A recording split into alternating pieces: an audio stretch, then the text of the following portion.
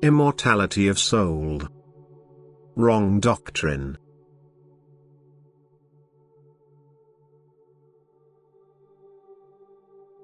You need truthful explanations because misguided teachings darken your spirit and portray my creative will and creative spirit wrongly to you.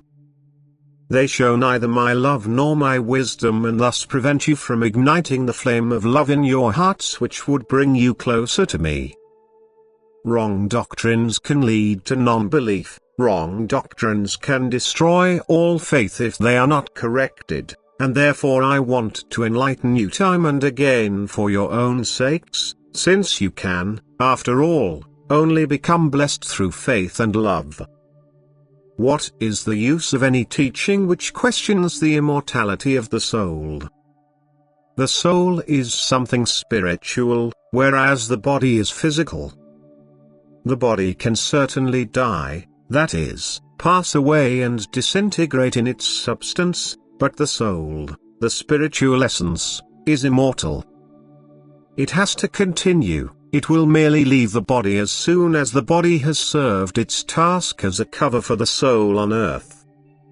It will leave the physical external form in order to continue its process of development in spiritual spheres, to steadily increase its maturity if it has reached a certain degree of maturity on earth, or, if its course of life was unsuccessful, to either remain in the same state of total immaturity or to descend into darkness, depending on its will, but always in spheres which should be understood as being outside the earthly material world.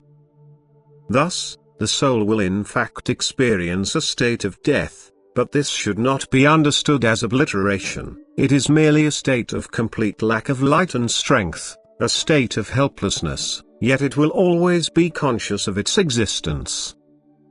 The soul will never lose its awareness of existence. It can merely mean either the epitome of beatitude or inexpressible agony for the soul, which is always consistent with the way of life the person had lived on earth. Hence the soul's life corresponds to its life in the flesh on this earth. Consequently, the deeds of the flesh determine the soul's fate and the place of residence after its death, and the day of death is the human being's judgment day, after which it will arise into a life of light or darkness. The soul is something spiritual which can never ever cease to exist. It cannot be temporarily extinguished either, but it will live eternally, with the exception that an existence in darkness cannot be called life but is spiritual death, yet neither can it be called a state of rest. A rest until Judgment Day is a wrong concept, because inactive souls experience this as personal torment, whereas a soul's true life is activity which, however, necessitates a certain degree of maturity, which a soul can easily attain on earth if it is of good will. The souls stay in the spiritual kingdom and can nevertheless always be in the vicinity of earth. They are merely outside of the physical world, thus they are no longer tied to a material form but are free spiritual beings if they are enlightened, otherwise they will be in a state of darkness, because complete lack of strength signifies constraint for them.